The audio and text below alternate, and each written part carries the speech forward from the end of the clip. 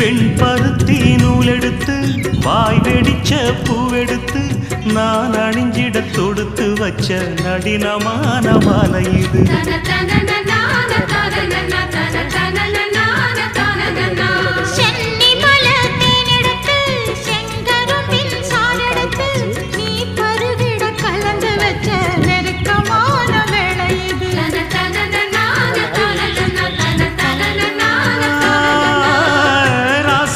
உடம்பிருக்கும் ரவிக்க துணி நானாக அன்னாடம் சூடி கொண்ட ஆசை வச்சாகாதா.